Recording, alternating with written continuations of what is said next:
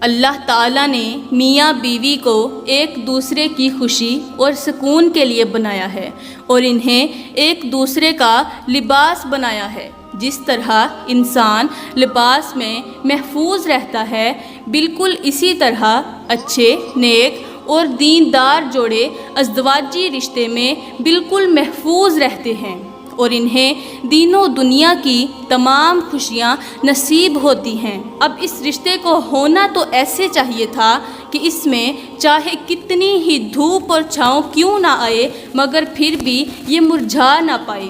اللہ رب العزت نے میاں بیوی دونوں کے الگ الگ حقوق رکھے ہیں۔ اگر میاں بیوی اسلامی تعلیمات کے مطابق زندگی گزاریں تو یہ دونوں پرسکون رہیں گے۔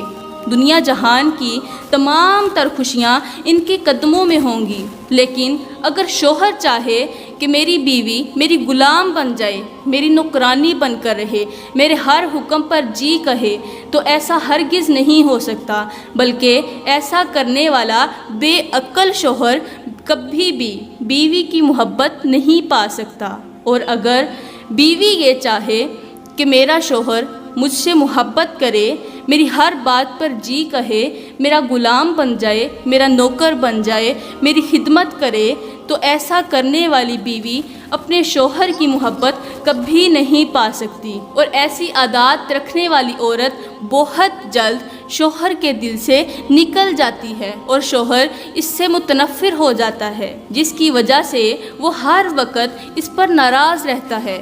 اور جس عورت پر اس کا شوہر ناراض رہے تو اس پر اللہ بھی ناراض رہتا ہے، تب تک جب تک یہ عورت اپنے شوہر کو راضی نہیں کر لیتی۔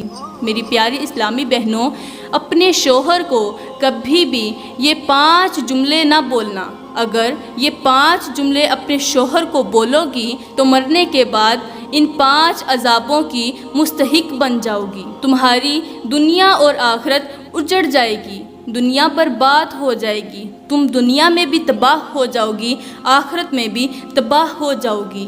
اس سے پہلے میں تمہیں ایک عبرت ناک واقعہ سنانا چاہوں گی۔ اس واقعے نے لاکھوں کروڑوں لوگوں کی زندگی بدل دی۔ وہ واقعہ کچھ یوں ہے کہ ایک خوبصورت حسین و جمیل عورت تھی۔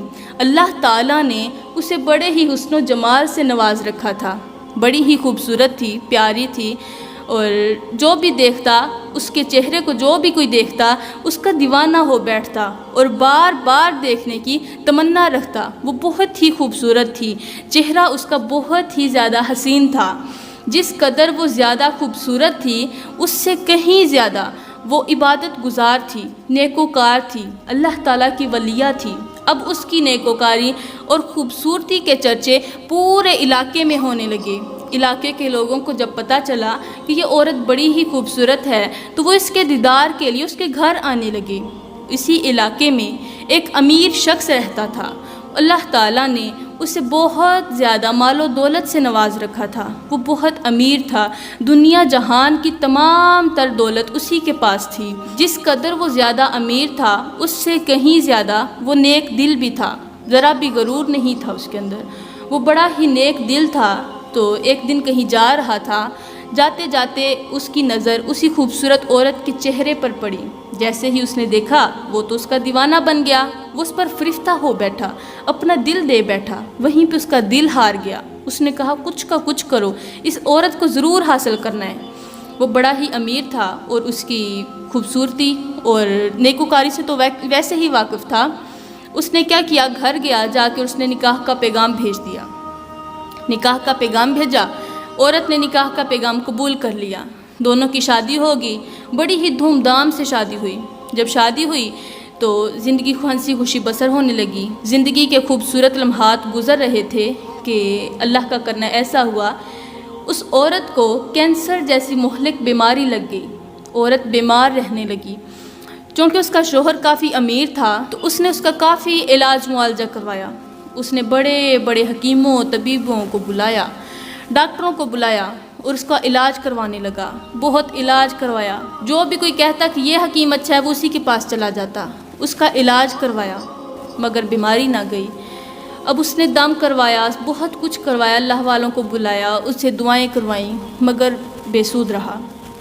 جب اس کی بیماری نے اس کی جان نہ چھوڑی تو شوہر بیچارہ مایوس ہو گیا۔ پھر ہوتا تو وہی جو اللہ کو منظور ہو، اور ایسا ہی ہوا۔ ایک دن آیا کہ مہلک بیماری نے موت کے فرشتے کو بلایا اور اسی کی دبوچ میں اسے دے دیا، میاں بیوی کو جدا کر دیا، لڑکی کا انتقال ہو گیا۔ انتقال کے بعد جب عورتیں اس شریعت کے مطابق اسے غسل کفن دینے لگیں، ابھی عورتیں غسل دے رہی تھیں کہ غسل کے دوران انہوں نے دیکھا کہ اس کی خوبصورتی بدصورتی میں بدل چکی تھی، اس کا خوبصورت چہرہ بدصورت ہو چکا تھا، اس کا سفید رنگ سیاہ ہو چکا تھا، اس کی لاش کافی پھول چکی تھی۔ عورتیں دیکھ کر حیران ہو گئیں، ہر کوئی استغفر اللہ کہنے لگا، ہائے اللہ یہ کیا ہو گیا، یہ تو بڑی ہی خوبصورت تھی، یہ تو بڑی ہی پیاری تھی، اور یہ تو عبادت گزار بھی تھی۔ اب اس کے شوہر نے کہا کہ اس کی تدفین کرنے میں تاخیر نہ کی جائے، جلدی کرو اس کی تدفین کریں۔ جیسے ہی عزیز و اقارب نے اسے کندھے پر اٹھایا، اس کی میت کو کندھے پر اٹھایا، تو اٹھانے والوں کو یوں محسوس ہو رہا تھا جیسے انہوں نے کسی میت کو نہیں، کسی عورت کو نہیں، بلکہ کسی بھاری اور وزنی پتھر کو اپنے کندھے پر اٹھا رکھا ہے۔ خیر بہت ہی مشکل سے اس کی میت کو لے کر قبرستان پہنچے۔ قبرستان میں جا کر اس کی نماز جنازہ پڑھائی۔ جب تدفین کا وقت آیا، اس کی قبر کھودی گئی، لوگ قبر کھود رہے تھے تو انہوں نے دیکھا کہ اس کے اندر ایک سانپ اور بہت سارے بچھو بیٹھے ہوئے ہیں۔ سانپ کو دیکھ کر ان کے رونگٹے کھڑے ہو گئے، جلدی سے وہ قبر بند کر دی۔ وہ قبر بند کی، دوسری جگہ کھدائی کرنے لگے، آخر اسے دفنانا تو تھا نا۔ دوسری جگہ قبر کھودی، اس قبر کے اندر پھر سے وہی سانپ اور وہی بچھو بیٹھے ہوئے ہیں۔ لوگوں کی چیخیں نکل گئیں کہ یہ کیا ہو گیا، یہ کیا ماجرا ہے۔ اب اس کو بند کر کے تیسری جگہ قبر کھودی۔ جب تیسری جگہ قبر کھودی تو لوگوں کی پاؤں تلے زمین نکل گئی۔ جو اس کے اندر منظر تھا، وہ منظر دیکھ کر ان کے پاؤں تلے زمین نکل گئی۔ دیکھا کہ قبر کے اندر وہی سانپ جو پہلی قبر میں ملا تھا، سانپ اور بچھو بیٹھے ہوئے ہیں۔ لوگوں نے قبر چھوڑی، بھاگتے گئے مولوی کے پاس، مولوی صاحب یہ ماجرا پیش آ گیا۔ پورا ماجرا سنایا۔ مولوی نے جب پورا ماجرا سنا تو کہا کہ تم جیسے بھی ہو اسی قبر کے اندر اسے دفن کر دو، کیونکہ تم جتنی بھی جگہوں پہ قبر کھودو گے اس کے اندر یہی سین نظر آئے گا۔ اب وہ لوگ پریشان۔ مولوی نے کہا یہ کوئی سانپ نہیں، یہ کوئی بچھو نہیں، بلکہ یہ اس کے عملوں کا نتیجہ ہے۔ لوگ پریشان کہ یہ تو بڑی ہی حسین و جمیل تھی اور عبادت گزار تھی، تو اس نے کون سے برے اعمال کر دیے کہ اس کی قبر میں اتنا بڑا عذاب آ گیا۔ خیر قبرستان گئے تو جب اسے لحد میں اتارنے لگے تو جیسے ہی ایک شخص اسے لحد میں اتارنے کے لیے قبر کے اندر اترا تو قبر میں اتنی تپش تھی، اس قدر گرمی تھی کہ اس تپش کی وجہ سے اس کے دونوں پاؤں جل گئے، جل کر راکھ ہو گئے، اس قدر تپش تھی۔ جلدی سے باہر آیا تو کسی بھی حال میں اسے دفن کیا، اور اب لوگوں کے ذہن میں صرف ایک ہی سوال گردش کر رہا تھا کہ آخر اس نے ایسے کون سے گناہ کیے ہیں جن کی وجہ سے اس قدر عذاب نازل ہوا۔ جب تدفین ہو گئی تو اس کے شوہر کے پاس گئے، جا کر کہا کہ ہمیں بھی بتا کہ تیری بیوی ایسے کون سے گناہ کرتی تھی کہ جن گناہوں کی وجہ سے آج اس کے اوپر اس قدر عذاب نازل ہوا۔ تو اس کے شوہر نے کہا کہ جو کچھ بھی ہوتا رہا میں چپ کر کے برداشت کرتا رہا۔ تو انہوں نے کہا نہیں جی وہ تو بڑی ہی نیکوکار تھی، وہ تو عبادت گزار تھی۔ تو اس کے شوہر نے کہا کہ ہاں وہ عبادت گزار تھی شادی سے پہلے، شادی کے بعد ساری کی ساری کہانی الٹ ہو گئی۔